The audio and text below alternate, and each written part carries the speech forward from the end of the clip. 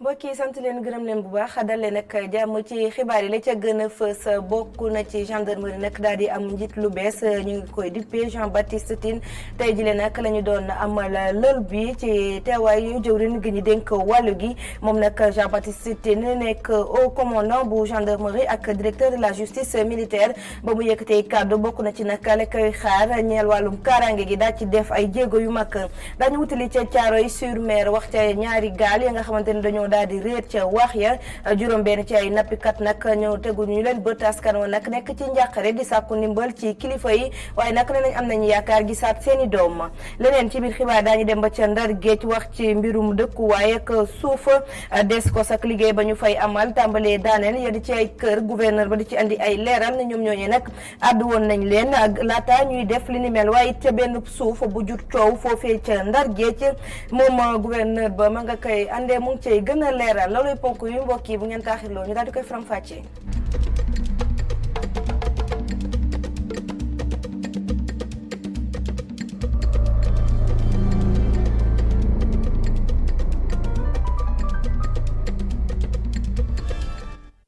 mbokk yi nuyu nañ leen xibaar yi dañu koy door rek wàllum yoon ak mbiru Seydina Fall Bougazelli moom mi fi nekkoon ak député démb nag ma nga woon ca section de recherche bu gendarmerie bu Colobane tey jile nag it ma nga fa waat démb dafa fanaan guddeem bu njëkk la gëkk jàmb ñu war ko yóbbu ca parquet ba moom moomee nag di Bougazelli li ñu koy tuumal sax li ñu jot ne moo ko def mooy mbirum phobie moom sax dañoo ne moo nekk ca ndodd la mbiri nag mi ngi dooroon fukki fan ak ñeent ci weeru novembre bi ñu nekk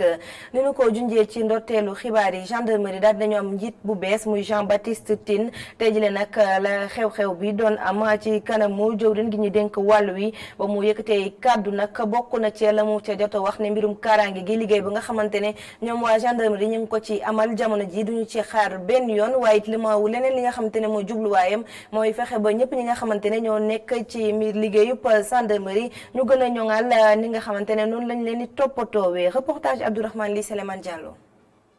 kii nga xamante ne léegi mën nañu ko jox cëru chef d'état-major général des armées mi ngi tudd Jean-Baptiste Tine du général de division. ñu installé ko officiellement ci poste haut commandant wu gendarmerie ak directeur de la justice militaire moom mi ngi remplacé général Cheikh Sène mu di parcours gu am solo gu mu am ba tax décret numéro 1479 bu 17 septembre 2019 ñu signé ko ba tabb ko fa. Le général de division Jean-Baptiste Tine. général Jean-Baptiste Tine mi ñuy installé tey mu war a nekk au commandant de la gendarmerie ak de la justice militaire suñu xoolee bu baax fu mu jaar bëri na te riche na loolu jaar na ca Maroc ci ab école boo xam ne ñëpp xam nañ ko mu jaar tamit ca France ci benn école gendarmerie boo xam ne kenn demul ñu des ginnaaw. Le général de division Jean-Baptiste Tine a en outre acquis. te ci carrière am yëpp Jean-Baptiste def na loo xam ne ñëpp mën nañ ko seetlu ci lu jëm ci mbiru sûreté ci mbiru police ak lu jëm ci mbiru gendarmerie looloo waral mu yegg si tey fi mu nekk. Mais je suis dans celui du maintien de la paix et de la police internationale. ki lee nga xamante ni Thiès la soxe ko daal dina delloo njukkal ay waajuram moom mi leen nag xam na bu baax lu koy xaar ci jamono ji nga xamante ni ñàkk kaaraange gi fépp la. Je compte orienter mon action autour de 3 axes. sama liggéey bëgg naa ko tënk ci ñetti axes yile bi ci njëkk mooy lu jëm ci mbiru action yi ñu gën a xool nuñ koy tarale leneen li mooy mission yi ñuy def ñu am moyen yu muy àndal beneen bi tamit mooy kiiti liggéey muy gendarme bi ñu teg ko ci ay conditions yoo xam ne dina baax a baax. La condition sociale du personnel. Le maillage du territoire se poursuivra. ci sama biir mandat tamit li jëm ci biiru maillage territoire bi maanaam gendarmerie gën a nekk fu ne bëgg naa ci atum 2020 bile lii di section de recherche bu Ndar ak tamit bu Thiès ñu mën leen a ubbi. Les sections de recherche de Thiès et de Saint-Louis. ngir atteindre yooyu objectif nag ay moyens waru say ñàkk mu di mbir bu général de division bi di Jean-Baptiste Tine xam bu baax fas yéene na itam commandé ay troupam ci yoon. J'entends mettre en adéquation. fas naa yéene gën a xool nu may jàppalee sama personnel muy gendarme yi nekk ci liggéey bi mission yi ñu leen di jox mu ànd ak moyens yu war ñu xool lépp loo xam ne war nañ ko def rek mission boobu lu mu laaj moyens ya mën cee wuyu ñu mën a def ba lépp loo xam ne soxla nañ ko rek ñu mën koo am jëm ba ci mbiru caserne yi sax ma yokk seeni logement bëgg naa tamit jàppale leen ba suñu wàccee ci terrain bi te def seen liggéey seen protection mën a assurer ci lépp lu mu mën ci doon. Sécurité aux aléas du service. cérémonie boo nga xamante ne mi ngi ndar keppe ci revue des troupes ak it benn défilé.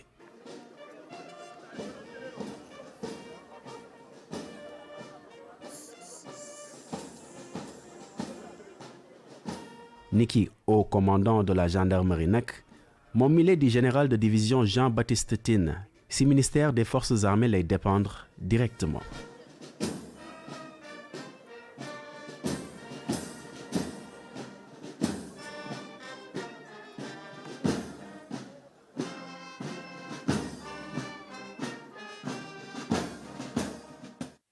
wutali ndar gee ca wax ca coowal suuf ak waa Descos tàmbali daaneel yenn ci kër wala sax ci yenn ci tabax yoo xamante ne ñu ngi ko tàmbali woon ci gox bi ñu tippee Ngalel gouverneur ba nag daal nay addu jëmale ci mbir mi ne ñoom ñooñee nga xamante ne ñoom moom këyit yi joxoon nañ leen ay këyit wax leen ñu dakkal bépp liggéey bu ñuy def waaye ñenn ñi dañoo dëgëroon ak bopp moo tax jamono ji nga xamante ne nguur gi dafa soxla yooyu li suuf mu ngi koy jël àdduna it jëmale ci beneen nëpp suuf boo xamante ne dañuy joxar bi baaraamu tuuma ne nguur gi moo ko jaay kër gii di Auchan loolu nag amul benn yoon moom a xaalis ña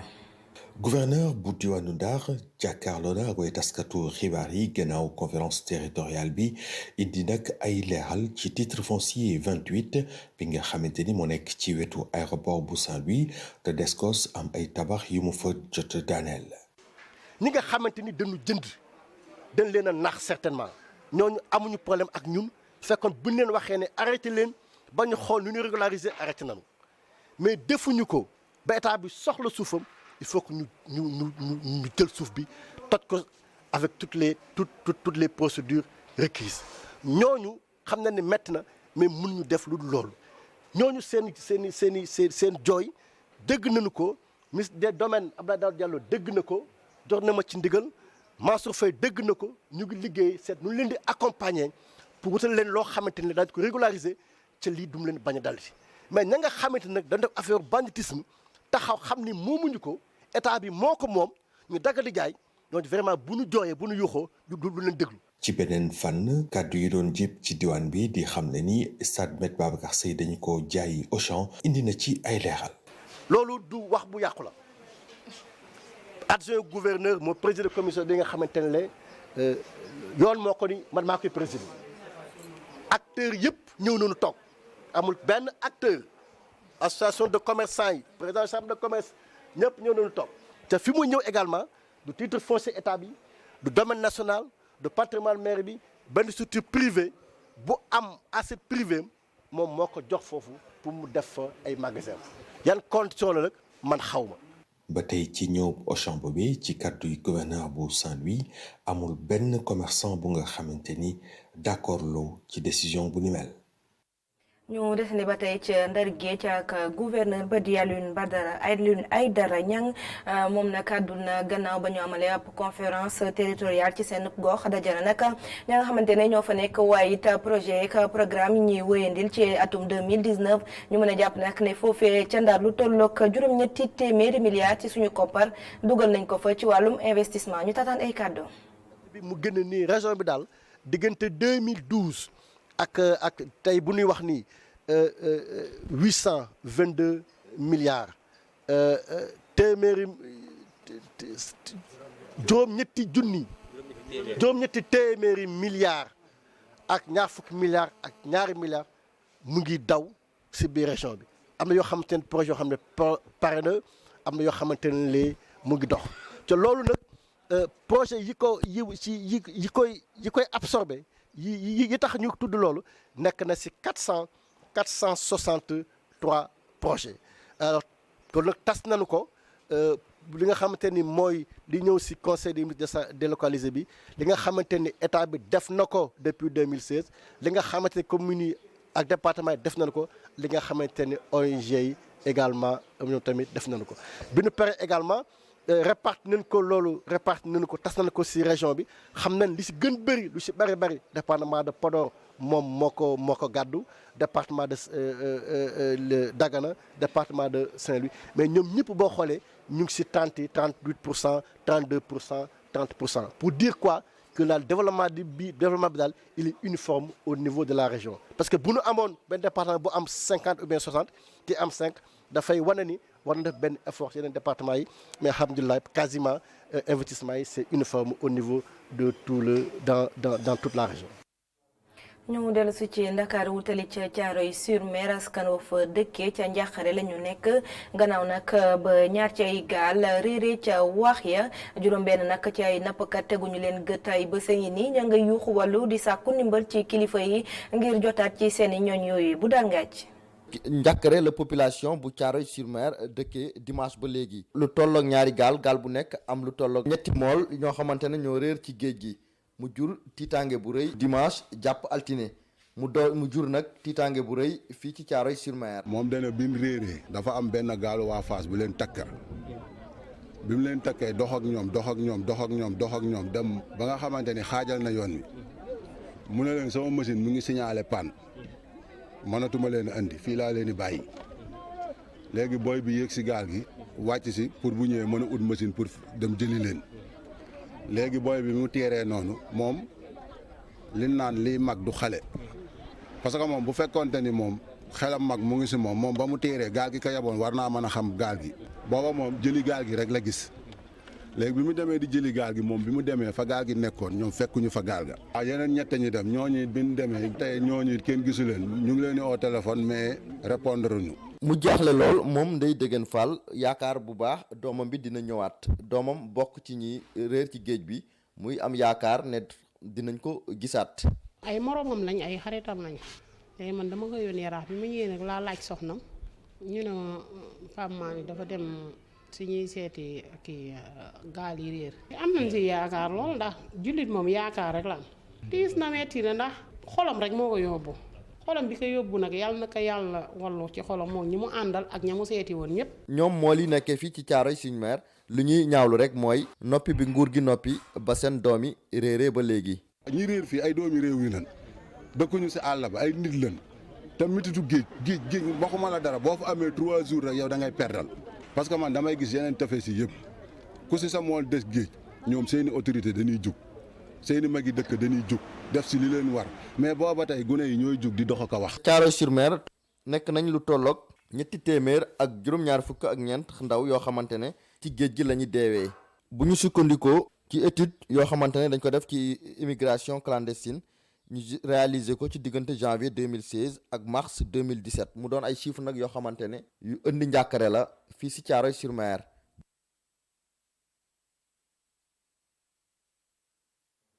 àdduna wërngal képp di màggal bëccëgu télévision tey jile ci noonu nag ñu daal di xuus dem ba ci yenn ci këru taskatu xibaar xool kàllaamay kocc naka la ñu koy jëfandikoo ndax lu ëpp ci doomi réewu Sénégal kàllaamay kocc googee la ñu dégg léeg-léeg sax nag dafa am yenn charte yoo xamante ne foofu nga sàmmoon tekk moom Babacar Touré Augustin Manda. daanaka ñëpp a ko seetlu wala sax di ko nakarlu ni ñuy jëfandikoo làkkub wolof ci sunu këru taskaay xabaar yi am na jafe-jafe ci làkk bi wala sax ci mbind mi yenn baat yi dañu leen faral di yàq li ni mel di am sax jeexital ci xibaar bi ñuy joxe. taskati xabaar yi nu leen neex la ñuy jàllale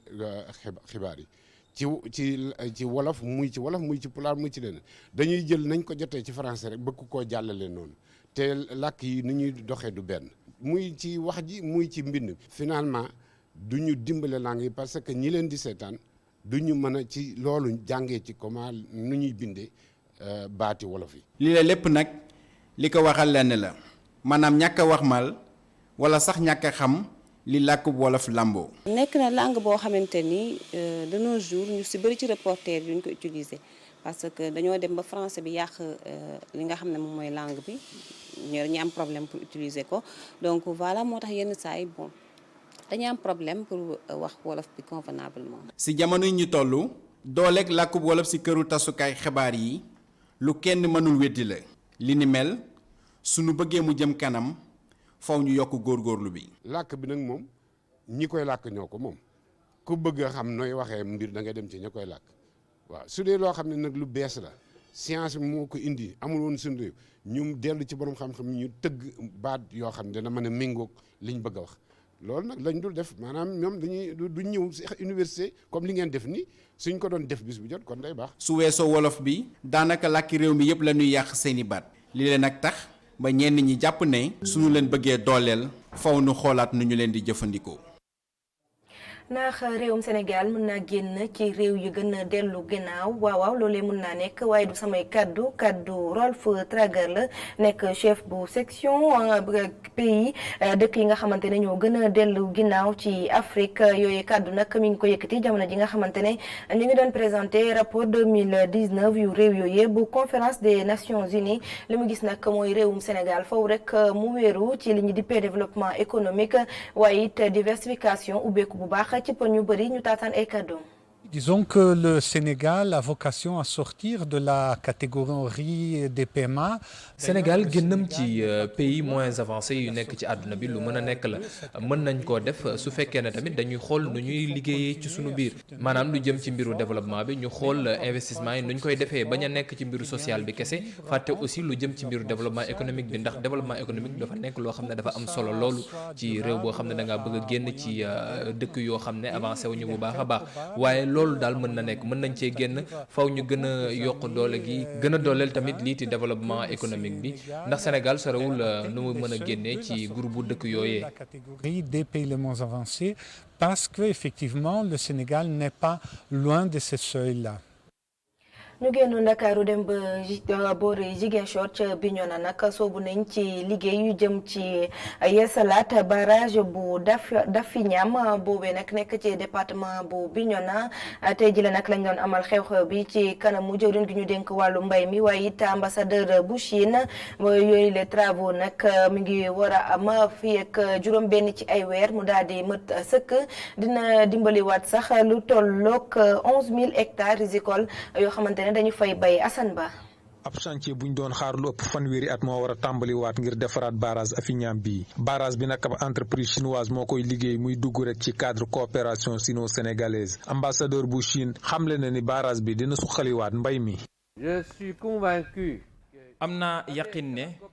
ak lëkkaloo gu mucc ayib suñu ñaari wàll yi liggéey bi dina yemb comme niñ ko bëggee si ni mu gënee mucc ayib. Avec une haute qualité. ministre bi yore wàllu mbéy mi ak équipement rural nee na barrage bi mën na amal ñi nekk ci gox bi njëriñ bu bëri. si ay années 70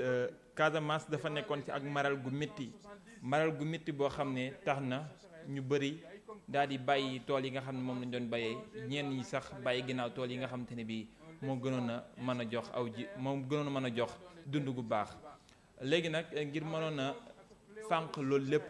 dañoo wutoon ay barrage yoo xamante ni bii mooy gaar xorom si ba dugg si suuf si waaye tamit gën a muccal ayib ni nga xam ne moo di mbay mi di mbayum ceeb bi nga xam ne moom la ñu bëgg a jëmal kanam. barrage bi dina sowee lu tolloog 11000 hectares yu ñu mën a béyee tax rek waa Afiñam ak waa Bignona mën a bokk ci autosuffisance en riz.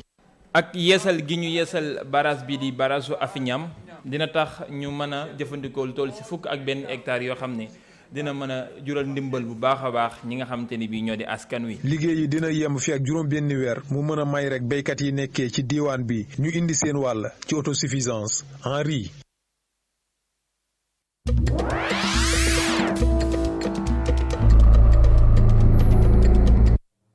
li des ci xibaar yi biti réew lañu koy jagleel ak la ca gën a fës ànd ceeg Mame Abdou Guèye Kassé. rial bu Arbinda nekk ca province bu Soum lu toll si fukk ak juróom-ñetti terroriste daal nañ si ñàkk seen bakkan ab matériel daal nañ koy yàqati naka noonee tamit ay ngànnaay yu am solo ñii di way takk der yi daal nañ si teg seen loxo benn gendarme burkinabé ñàkk na si bakkanam naka noonee tamit juróom-ñaar jot nañ see am ay gaañu-gaañu ci biir jàmmaarloo yi jàmmaarloo yooyu nag jot nañoo duré lu toll si fanweeri simili defkatu ñaawteef yi nag dañoo mujjee daw ndaxte ñii di gendarme yi dañoo génnee ay ngànnaay yu am solo rax ci dolli jàmmaarloo yi dafa taxarnaasi woon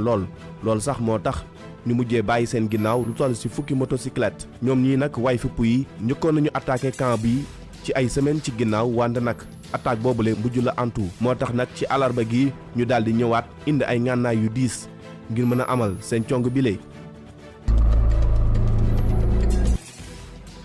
doomu Somali bi ràññeeku lool ci défense ak yelleefu doomu aadama di Almas Elman moom nag daal nañ koy faat gannaaw bañ ko tiiree ab balu fetal moom nag ci otoom la nekkoon xew-xew bi moo ngi am ca complexe sécurisé bi te nga xam ni soriwul dara ak aéroport bu Mogadiscio ca boobule quartier sax la liggéeykatu organisation internationale yi daal di dëkk Almas Elman moom nag ba ñu ko tiiree balu fetal nañ ko daal di évacuer ca hôpital bi wante nag ci yoon bi la daal di ñàkkee bakkanam moom mii sax dafa wanoon lor papam nekkoon tamit ku ràññeeku lool ci défense ak yelleefu doomu aadama moom tamit dañ koo faat ci atum 1996. xibaar bitim réew yi gannaaw Afrique front syndical contre la réforme des retraites maanaam kuréel gi nga xam ne rek àndul benn yoon ngir ñu daal di indi ay coppite ci retraite yi moom nag daal di nay dooleel lii di dogal bi nga xam ne nag CFDT cheminot maanaam ñi nga xam ne rek dañuy liggéey ci train yi jël nañ ko ngir daal di amal ab dox ñaxtu ci juróomi fan ci weerum décembre bii ñu jëgmal mu doon lu metti pour gouvernement français bi nga xam ne nag mu ngi doon waajal bépp scénario gannaaw bu mu génnee ci bu metti bi nga xam ne nag di gilets jaunes yi. secrétaire général bu confédération réformiste bi te nga xam ne du bokk ci dox ñaxtu bu ñuy amal ci juróomi fan ci weerum décembre moom nag daal di nay woo njiitum réew mi mu daal di sàmmonteeg bépp dige bi nga xam ne rek jëloon na ko ngir su ko defee benn problème bañ a am. dogal bi nag liggéeykat yi jël ngir amal ab dox ñaxtu doon na lu metti pour Emmanuel Macron ak njiitum jëwriñam yi di Édouard Philippe ñoom ñi nag jàppoon ni mën nañu basé wu rek ci soutien wu CFDT te nga xam ni ànd na ngir ñu amal lii di réforme des retraites yi. candidat yu jëm ci investiture ngir élection falum njiitum réew bu réewum Amérique ci novembre 2020 ñoom nag daal di nañuy fësal seen ànd ngir su ko defee rek procédure de destitution bi nga xam ni moom la ñu ubbi ngir daal di daaneel kii di Donald Trump mën a antu lii nag moo ngi am rek benn semaine képp gannaaw bu audition publique yi daal di tàmbalee ca congrès bi ñoom ñi nag ci seen janoo bi daal di nañuy critiquer bu baax kii di président américain bi ngir effort yi nga xam ne rek daf koo def ngir su ko defee réewum Ukraine daal di ubbi ab enquête ci ku ñu toftaloon ci Barack Obama di Joe Biden te nga xam ne jamono ji daanaka moom mooy favori ngir daal di gagné lii di investiture démocrate bi ngir élection falum njiitum réew yi ci atum 2020 ñoom sax lu ñu jàpp mooy que ne mbir mile guerre am na ci ca Atlanta te nga xam ni fanaan doon amal lii di juróomeeli débat télévisé bi ñoom ñi nag daal nañuy àddu ci yeneen ponk yu ci mel ni assurance maladie ak impôt ñoom nag seen gis-gis jot na see woroo wante nag débat bi débat bu civilisé la wute lool yeneen ñeent yi nga xam ne rek jot na fi jaar seen débat bi nag moo ngi am ci jamono bi nga xam ne rek la ñuy déglu kii di ambassadeur américain ca Union européenne di Gordon Sondland moom mi nga xam ne nag ak témoin clé la ci l'enquête bi ndaxte dafa fësal ni jot naa liggéey ak kii di Rudy Giuliani te nga xam ni mooy avocat personnel bu Donald Trump te moom mi sax ordre yu mu doon jot njiitum réew bi moo ko doon jox ñeel lii di affaire ukrainienne bi.